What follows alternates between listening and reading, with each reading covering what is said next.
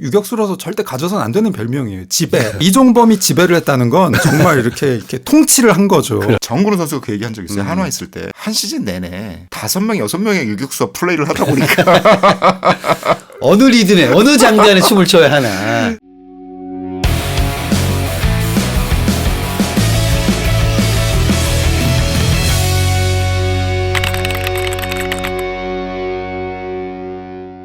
우리 한국 야구사에서는 항상 그 해방 이후 또 6.25 이후에 그 이제 계보들을 쭉 이야기를 하잖아요. 네네. 그렇다 보면 이제 우리가 흔히 아는 이제 김경기의 아버지, 네. 김진영 감독, 네네. 샤미 슈퍼스타즈의 네네네. 장민부 시대의 네. 그 감독이 사실 우리 유격수의 뭐 최초의 계보를 이렇게 이끌어가는 분이다라고 이야기를 해요. 네. 그리고 이제 실업야구 시절에 박정일이라든지 또 하일 선생님이 이제 유격수로서 국가대표 1960년대, 70년대 그때 이제 쭉 하일 앞으로 가면 그냥 눈 감고 봐도 된다 할 정도로 수비를 그렇게 예쁘게 했던 그 전설적인 선수가 있었는데 우리가 뭐 그분들의 활약상은 사실은 저도 보지는 못하고 전설로만 들었고 네.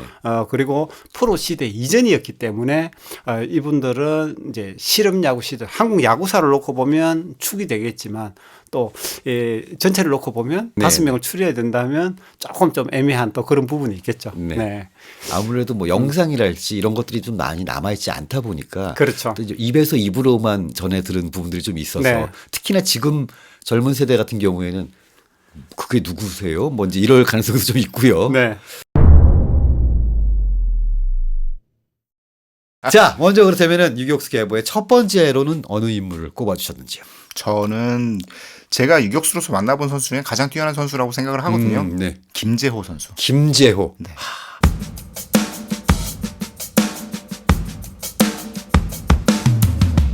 사실 이제 천재 유격수다라는 표현도 있었고 어찌 보면 김재호라는 유격수가 수비에서는 약간 박진만의 계보에 좀 있다고 볼 수 있지 않을까요? 그렇죠. 거기에 가깝죠. 그렇죠. 네. 저는 이제 김재호를 보면서 항상 참 신기하다고 느꼈던 게 어깨가 굉장히 강합니다. 이 선수가. 근데 전력 투구를 하는 걸 별로 보지를 못하잖아요. 타자 뛰는 거 보고 대충 스피드 보고 거기에 탁 맞춰가지고 따박따박. 그런 점에서는 박진만과 굉장히 굉장히 비슷하죠. 비슷하죠. 그렇죠. 네, 네. 자, 김재호. 자, 김재호라는 선수를 뽑게 되신 또 특별한 또 이유가 있다면 어떤 게 있을까요? 팀이 강해지기 위해서 유격수가 중심에 섰을 때 얼마나 중요해지느냐 이런 것에 대한 야구의 패러다임. 김재호라는 선수는 두산의 전성기를 이끌어간 핵심 역량이었다고 할 수 있을까? 유격수가 왕조를 만들 수 있구나. 화려하지 않지만 이런 느낌을 강하게 받았어요. 네. 어떤 일이 있었냐면 2016년의 어느 날이었거든요. 그때 이제 시리즈가 시작이 되는 화요일 경기였고 네. 넉 점 차인가 6점 차 정도 앞서고 있었어요. 두산이. 네, 네. 4회 말이면. 그리고 1사 1루였나 무사 1루였나 상황에서 투수 옆을 스치는 약간 빗맞은 이렇게 빠르지 않은 타구가 네. 굴러갔단 말이에요.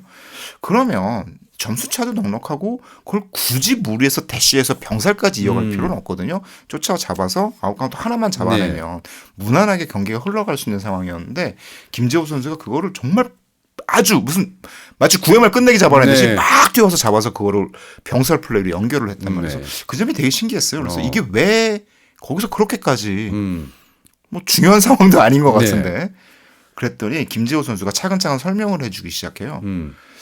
그날 경기에 마무리 2연승이 허벅지가 아파서 못 나오는 상황이었고 볼펜 필승조인 정재훈 선수도 그 당시 언저리에 폼이 좀 떨어진 상태였어요. 그러다 보니까 장원준 선수가 많이 던져야 그 주간을 치르기가 좋은 상황인데 마침 장원준 선수도 이전 등판에서 그때는 100개 넘게 던지던 때였거든요. 그럴 때죠. 그때만 해도 100개가 넘은 투구를 한 상황이어서 그거를 유격수 김재호 선수가 머릿속에 다 넣고 있는 거예요. 점수차가 좀 넉넉하더라도 이 상황에서 바로 아웃카운트를 끊어서 투구수를 줄여줘야 오늘 경기뿐만 아니라 이번 주 경기가 잘 풀리겠다는 계산을 하고 그런 플레이를 하더라고요. 그건 좀 대단하네요. 그래서 그 설명을 듣고 내가 알던 야구랑 이 선수들이 그 안에서 몸으로 겪는 야구랑은 많이 다르구나. 우리는 숫자로 보고 뭐 글로 배웠죠. 투구 계산하고 외신 열심히 보고 그렇죠. 메이저로 이렇게 한다더라 이런 거 따졌는데 몸으로 느끼는 거예요. 그러니까 나중에 이제 설명하다 보니까 이런 것들이 생각이 났지만 네. 그냥 분위기로 알고 있는 거죠. 아, 우리 그렇겠죠, 지금 불펜 그렇죠. 약하고 원준이 장원준 선수가 좀 더 길게 던져야 되고 지난번에 많이 던졌으니까 좀 힘들 거야. 내가 여기서 빨리 끊어줘야 돼. 이 생각을 하고 움직인다는 게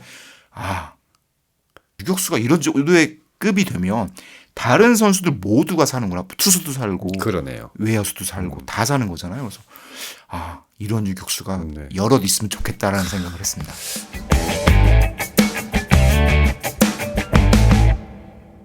김재호라는 유격수가 그 리그에 좀 던졌었던 것도 사실 호리호리한 체격에 네. 그리고 뭐 그렇게까지 막 악바리처럼 하는 것 같지도 않고 그리고 맨날 웃잖아요. 네, 맨날 웃고 있고 그런 상황에서 보면 이제 타순도 본인이 9번을 선호하고 난 됐다고 뭐 약간 좀 그런 성격임에도 불구하고 사실 쏠쏠한 방망이에 중요할 때는 또 쳐주고 그리고 철벽이라는 느낌이 아니라 공이 가면 거기에 슥 그냥 이렇게 슥 빨려 들어가는 그런 시기였다는 거죠. 김재호 선수 본인은 그런 설명했어요. 자기는 큰 발과 작은 발을 모두 잘 쓴다. 쉽게 설명하자면 이종범 선수는 큰 발을 잘 쓰는 스타일. 그렇죠. 멀리 가는 걸 쿡쿡쿡 네. 뛰어나가서 잡는 스타일. 박진만 선수는 잔발인 싹 가는 스타일. 근데 김재호 선수는 약간 뭐 이제 자기 자랑이기도 하지만 큰 발을 뛰고 잔발 가거나 잔발을 잡고 큰 발을 가거나 이거를 그 스텝을 옮길 때 이걸 자기는 잘 섞는다라는 설명을 하더라고요. 그래서 화려하지 않지만 꼭 필요한 만큼에 가서 플레이를 하내는. 김재호는 정말 그 부드러움과 그리고 뭔가 스케일과 이런 것들도 다 갖고 있었던 유격수였던 건 확실한 것 같고. 게다가 뭐 지금은 이제 금지어에 가까워졌지만 금지어지만 그렇죠. 선수와의 네. 키스톤 콤비 그런 설명을 하더라고요.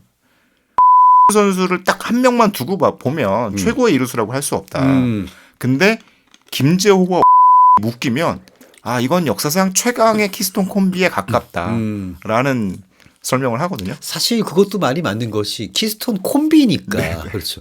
둘이 100과 100이 만나서 200이 되는 게 아니라 3, 400의 시너지를 낼 수 있으려면 서로의 파트너십 그것도 맞아야 할 텐데 예전에 그 오주환 선수가 이런 얘기를 한 적이 있어요. 그러니까 선배들하고 키스톤을 할 때 그때는 자기가 대충 던져도 선배들이 다 잡아줬는데 맞아요. 네. 근데 나중에 자기보다 후배가 들어오고 그 후배들이 계속 또 바뀌고 하다 보니까 내가 그동안 제 개판으로 던지고 있었구나를 그때 알았다.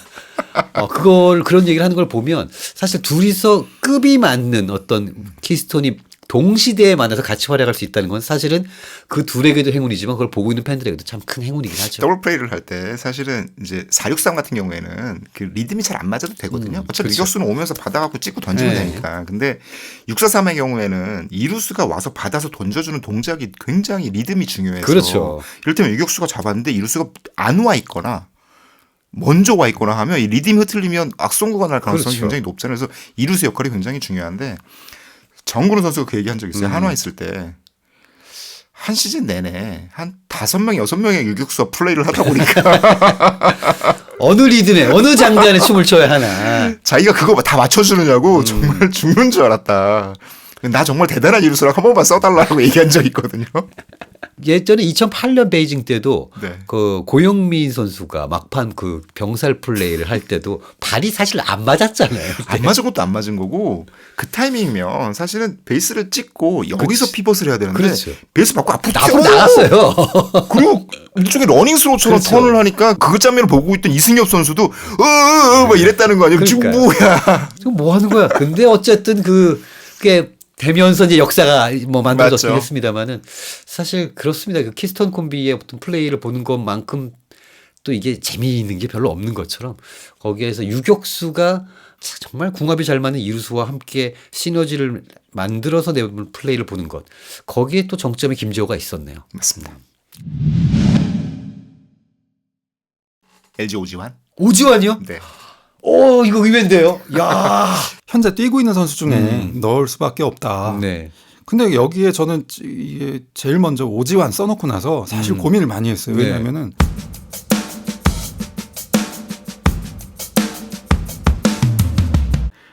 까민 것 같지가 않은 거예요. 내 마음에. 지금까지 온 면면들을 보면 네, 거기다 이제 유격수라서 절대 가져서는 안 되는 별명이에요. 지배 이런 거. 그러니까 이종범이 지배를 했다는 건 정말 이렇게 통치를 한 거죠. 그렇죠. 이건 그 통치를 한 건데 오지환은 들어 먹었다, 날려 그렇죠. 먹었다, 또 이렇게 해 먹었다 이걸 네. 한단 말이에요. 이제 플러스 마이너스 하면 플러스가 많았던 건 분명하지만 그래서 오지환이라는 이미지가 제 마음속에 뭔가 좀 부실한 유격수인데 이게 기록들을 찾아보면은 이게 다 깨진단 말이에요. 더군다나 넉넉히 잡아도 최근 10년간 레전드라고 불릴 수 있는 그런 플레이를 했던 건 분명해요. 그 야구를 바꾼 선수들이 있고 네. 그리고 야구를 보는 방식을 바꾼 선수들이 있다고 했잖아요. 저는 오지환이 뭐 올타임 베스트 5 안에 드는 유격수라기보다는 네. 오지환 선수가 보여준 어떤 성장의 서사 아까 말씀하셨듯이 막 실수하고 고개 숙이고 네. 이런 선수가 커리어가 쌓이면서 정말로 이제 팀의 중심을 잡아주는 선수로 성장하는 과정들이 물론 다른 팬들은 좀 덜 느끼실 수 있겠지만 네. LG 팬들은 유격수라는 이 중요한 포지션에서 정말 까까머리 고등학생이 잡기 시작해서 아주 오랜 어려운 길을 겪고 결국은 현재는 최고의 수비를 보여주는 선수로 성장까지의 과정을 보여준 것이 야구를 이렇게 보는 재미가 있구나라는 걸 보여줬다고 생각을 하거든요. 맞습니다. 사실 오지환이 뭐 가지고 있는 별명이 오지배도 있고 워낙에 여러 방면으로 지배를 했기 때문에 그렇긴 합니다만은 사실 뭐 우리가 세금 낸다, 뭐 받고 키운다 여러 가지 표현이 있습니다만 세금으로 따진다면 LG 트윈스 팬들은 거의 종합부동산세를 매년 납부를 했다라고 해도 과언이 아니고 그리고 받고 키운다도 이걸 그냥 땅속에 박아버릴까 뭐 이런 생각이 들 정도의 심정을 가지고 이 선수를 지켜봤는데 그리고 또 더가웃에서 삭발하고 그렇게 삭발을 많이 해 아무튼. 근데 오지환 선수가 참 다행인 것은 이 두상이 이뻐서 삭발을 해도 좀 괜찮았어요. 눈썹도 이쁘고. 그렇죠. 네. 거기서 나는 나비 부르던 오지환의 모습 이런 것들을 거쳐서 2023년에 이 팀의 주장으로 트로피를 들어올리는 모습까지는 사실 굉장히 많은 스토리와 서사가 들어가 있구나라고 느끼게 됩니다, 진짜. 그게 야구를 보는 재미이고 야구를 보는 낭만 중에 하나인 것 같아요. 네. 우리가 알고 있는 이전의 유격수들은 다 이제 완성형들을 우리가 대충 봤단 말이에요. 김재박도 그랬고 이종범은 나타나면서부터 완성형이었고 박진만도 사실 그랬고 강정호는 현대 시절에 엉망이었던 유격수 시절을 우리가 잘 몰라요. 왜냐하면 그렇죠. 그때는 경기 중계가 거의 없었어요. 그래서 강정호가 유격수 수비하는 모습을 실제로 본 사람이 별로 없습니다. 우리나라에. 근데 오지환은 고등학교 졸업하고 들어와서 온갖 저 놈을 2군 보내야 되지 않아? 2군 보내야지 왜 1군에 근데 지금 하긴 1군에 쓸 놈이 없어. 뭐 이 시절부터 우리가 봐왔잖아요. 그러다 보니까 이게 우리 마음속에서 자녀는 50, 60이 돼도 나갈 때 차 조심해라 이런 게 하는 것처럼 여전히 우리 마음속에 어린애인 거예요. 오지환이. 그러니까 우리가 키운 자식인 거죠. 그 오지환이 고등학교 졸업하고 와서 대단한 유망주랍시고 오긴 왔는데 쟤를 안 써야 되는데 안 쓸 수 없는 팀 사정상 어떻게 해가지고 신연봉제 해가지고 연봉은 이빠이 받았는데 그 다음에 또 이제 말아먹고 저걸 잘라 말아 이러던 거기다가 국가대표 되는 과정이 얼마나 눈총을 샀어요. 오지환도 병역 문제 때문에 어쨌든 국가대표 승선하기 위해서 뭐 스윙도 바꿔보고 그 과정을 다 겪은 게 우리 머릿속에 입력이 돼 있다 보니까 지금의 오지환 모습이 좀 안 들어오는 것 같아요. 그래서 우리 자체 필터링에 의해서 너무 저평가된 선수다. 하지만 누적 서비스 타임이 가장 길었고 그 과정에서 계속 성장해왔고 지금 사실 오지환 선수가 하는 플레이 모습 영상으로 봤을 때 누구에게도 지지 않거든요. 그 레전드 기억 속에 역사 속에 어떤 레전드한테도 뒤지지 않는데 우리가 이거는 좀 마음을 달리해서 오지환을 다시 봐야 한다. 이전의 어린 시절 모습은 우리 기억 속에서 좀 잊어줘야 한다. 유격수 오지환은 어깨를 충분히 나란히 할 만한 혹은 그들보다 뛰어난 점도 있는 그런 유격수다라는 점에서 저는 오지환으로 정했습니다. 저는 사실 예상하지 못했습니다. 저는 오지환은 못 들어갈 수도 있겠다. 그리고 뭐 가능성이 높다고 봤는데 저는 이제 그렇게 생각을 했거든요. 오지환이라는 이 선수의 말씀하신 그 내용이 정확한 것이 오지환을 보면은 일단은 우리가 치웠던 기저귀밖에 생각이 안 나요. 그렇죠. 어릴 때 그거 생각이 나니까 지금도 얘가 어디 밥은 먹고 다니는지 어디 누구한테 맞고 다니는 않은지 뭐 이런 생각이 드는데 근데 오지환이라는 선수가 유격수로서 쭉 쌓아왔던 기록과 그리고 그가 공헌했던 바들을 지금 보여주고 있는 퍼포먼스들을 보면 김재박, 이종범, 박진만, 강정호의 것들이 대부분 다 녹아 있습니다. 모든 것이 그 각각의 선수만큼 꽉 차 있는 건 없지만 그렇죠. 사각 뭐 육각형으로 본다면은 진짜 그런 것들이 대부분 야구도 알고 하고 있고 요새는 그리고 신나서 할 때도 있고 그리고 차분하게 할 때도 있고 그리고 지금 약간 피지컬이 괴물인 것도 있고 여러 가지가 다 녹아있는 그런 선수라고 생각을 하긴 했는데 아마도 이 부분이 이제 이 구독자분들에게 가장 큰 논란이 될 만한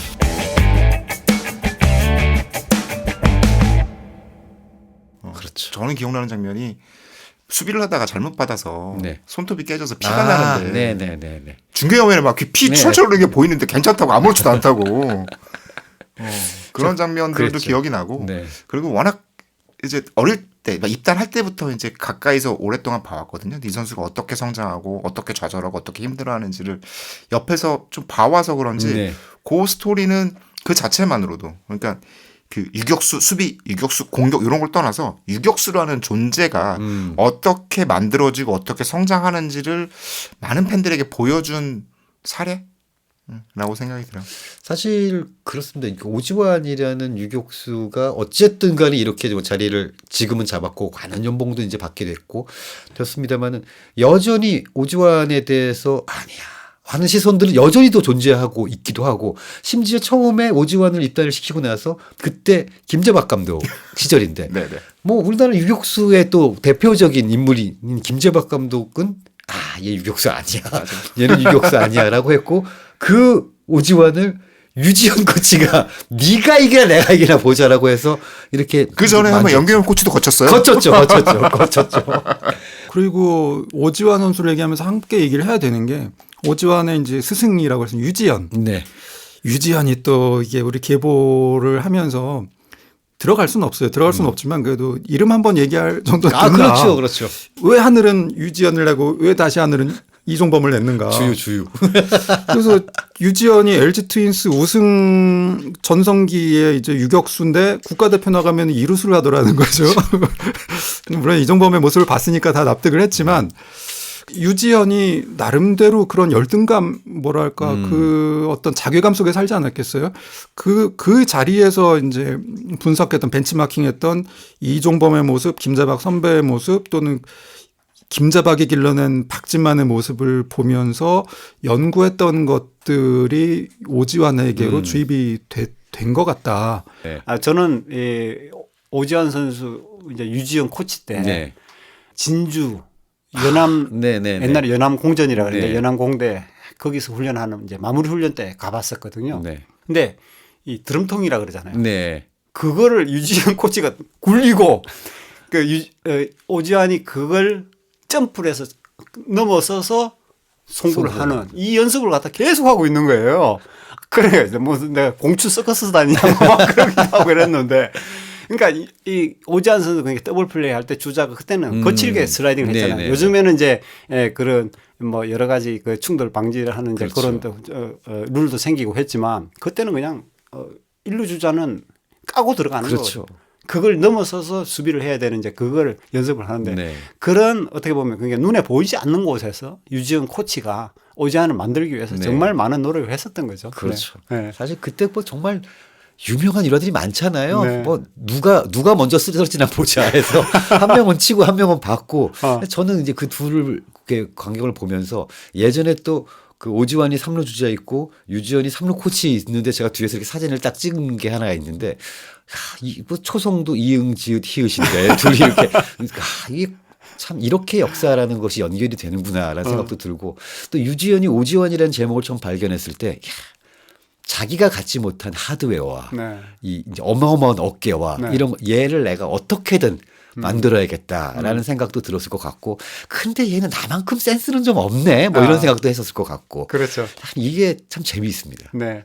그렇게 하면서 어떻게 보면 LG 트윈스가 그 오지환이라는 선수 하나를 붙들고 정말 수년을 그렇게 숙성을 시켜서 네. 결국 이제 빛을 보고 우승을 하게 됐던 거죠. 그렇습니다. 그 자리에 또 하필이면 오지환이 주장을 하고 있을 때 그 네. 우승을 하는 걸 보면서 그 LG 트윈스와 MBC 청룡 때부터의 올드 팬들은 정말 만감이 교차했을 거라고 좀 생각을 하는데 그렇죠. 낮은 자리에서 시작했고 또 자기가 최고가 될 수 있다는 상상조차 안 했기 때문에 살아남기 위한 몸부림이 오히려 꾸준히 높은 곳으로 올려놨다.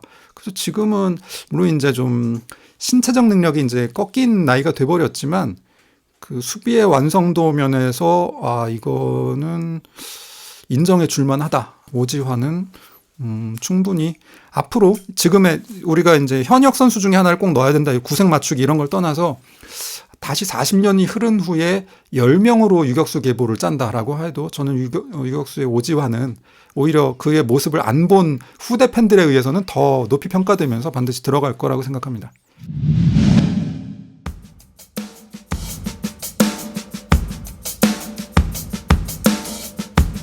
틀을 깨부수는 피지컬 미워하고 싶지만 미워할 수 없는 강정호. 참 많은 분들이 강정호를 넣기를 이걸 넣어야 되는데 강정호 선수 다음으로 히어로즈 구단의 유격수를 맡은 선수가 김하성이지 않습니까? 한국 야구 역사상 최초로 그렇습니다. 메이저리그 골드글러브를 받은 선수예요.